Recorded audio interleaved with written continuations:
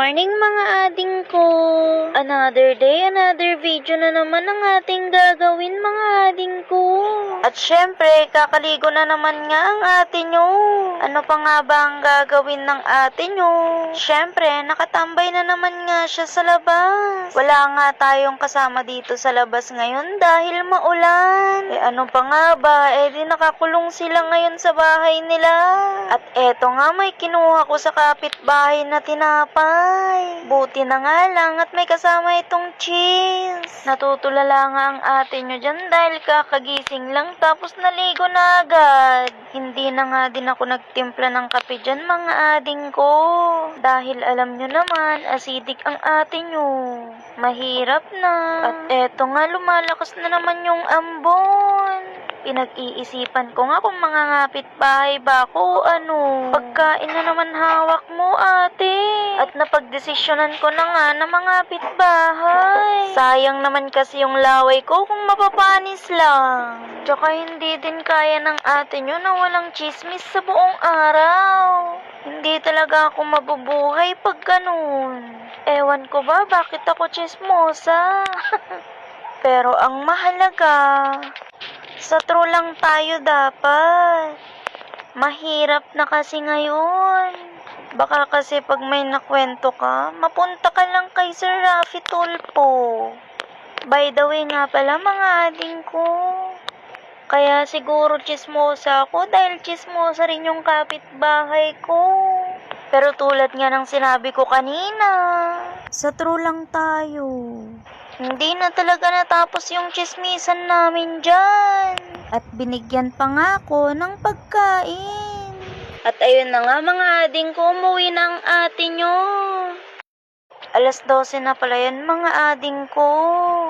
Chismis kasi ng chismis kaya di na mamalayan ng oras. Gumawa na nga din pala ako ng sausawan ko dyan mga ading ko. Parang may kulang kasi pag pritong isda lang yung kinakain mo. At lalong-lalo na kapag prito ang ulam mo. Kayo ba mga ading ko? Katulad ko din ba kayo mga ading ko na kapag prito ang ulam ay dapat may sausawan? Lalo na kapag toyo tsaka kalamansi ang sausawan mo. Perpok na perpok talaga yung kaparis na yan sa prito. At ayan nga mga ading ko, ayaw pa rin tumila yung ulan. Mahihirapan na naman ako magpatuyo ng labahin ko pag ganyan. Pero mas okay na din yan kahit papano. Wag lang talaga bumagyo ng sobrang lakas. At hindi na nga talaga natapos ang atin yung kumain. At imbes na pang merienda ay ginawa na lang pang himagas. Kaya ang laki-laki ng katawan ng ate nyo. Dahil kain lang ng kain ang inaatupag niya. Akala mo talaga ginugutom siya. Kain ng kain, walang kabusugan. Tapos mamaya magrereklamo, di na naman siya tinunawan. Tapos iiyak-iyak bakit may belly fats. Pumasok na nga ako dahil manonood ako ng vlog ni Daddy Gio. At syempre, dahil madami ang kinain ng ate nyo, ay mag-exercise naman siya ngayon. Hindi ko na nga ipapakita yung iba kong workouts. Dahil nga may pahiga-higa din siya mga ading ko. At kung nagtataka nga kayo kung bakit nakabalot yung ulo ko, alam nyo na, bagong reband yung buhok ko. Sayang naman kung papawisan ko lang. At ayan na nga, nakipaglandian na ang ate nyo. Akala mo naman hindi sila magkasama araw-araw. Wala nga kaming ginagawa dyan mga ading ko. Dahil maulan nga ang panahon ngayon, kaya di kami lumalabas. At ayan nga, may binigay yung kapitbahay namin na lugaw. Saktong-sakto dahil maulan ang panahon ngayon. Salamat sis. At eto na naman nga, kumakain na naman ng ate nyo.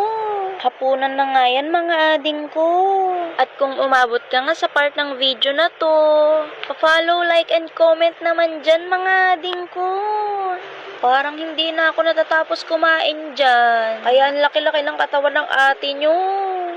At eto na nga mga ading ko, natapos na din ako kumain. Kung sa susunod na video, salamat!